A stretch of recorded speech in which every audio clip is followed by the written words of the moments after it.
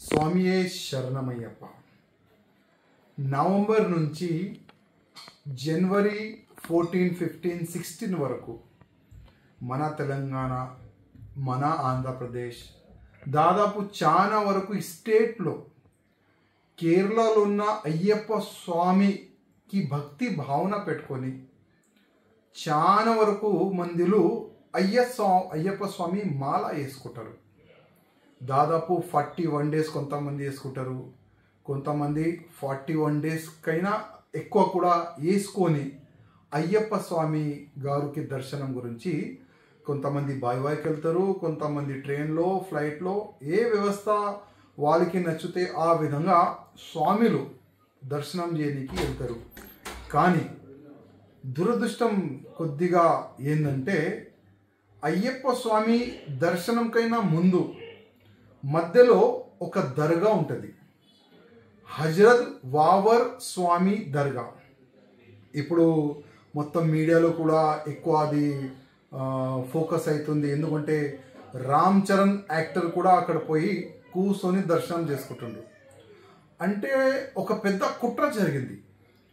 ఈ నక్సలైడ్ అనొచ్చు, లేకపోతే సిపిఐఓలు అనొచ్చు, లేకపోతే లెఫ్టిస్ట్ అనొచ్చు, వాళ్ళు ఒక కుట్ర చేసినారు.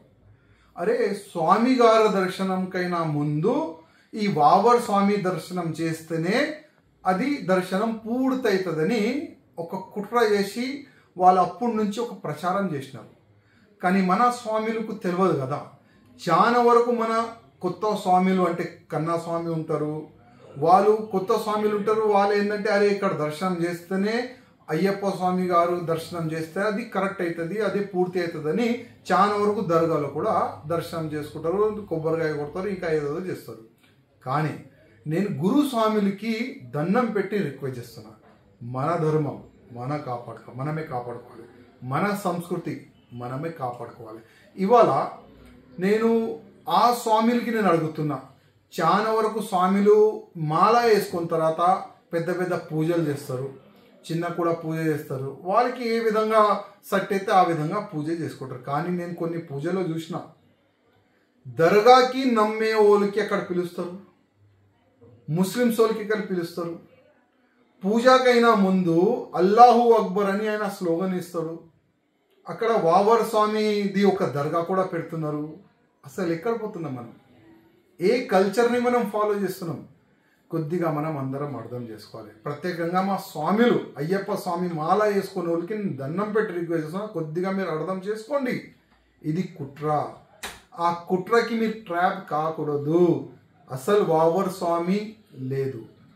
ఇవాళ నేను మా స్వామికి అడుగుతున్నా, ఎక్కడైనా అంటే స్వామి మాల వేసుకున్న తర్వాత ఒక శవం పోతూనే ఉంటుంది. మీరు ఆ శవంని చూసిన తర్వాత, ఆ శవయాత్రను చూసిన తర్వాత మీరు ఇమీడియట్గా పోయి స్నానం చేసి మళ్ళీ పూజ చేస్తారు. అంటే ఎంత పవిత్రమైన ఆ మాల మీరు నమ్ముకుంటారు. నేను మాల వేసుకున్నా, ఇది చాలా పవిత్రమైన మాల, నేను శవం కూడా చూడొద్దు అని ఒక భావన, ఒక సిస్టమ్ ఉంది. కానీ అంత సిస్టమ్ ఉన్న వరకు అంత సిస్టమ్ మీరు ఫాలో చేస్తారు. మళ్ళీ ఆ దర్గాలో ఎవరున్నారు? అక్కడ శవం లేదా?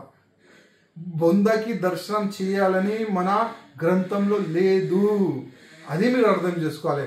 నేను మా స్వామిలకి మరీ రిక్వెస్ట్ చేస్తున్నా, మాల వేసుకోవాలి.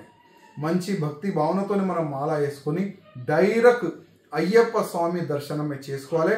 మధ్యలో వావర్ స్వామి దర్శనం చేయకూడదని నేను ప్రతి ఒక్క స్వామికి దండం పెట్టి రిక్వెస్ట్ చేస్తున్నాను. స్వామియే శరణమయ్యప్ప.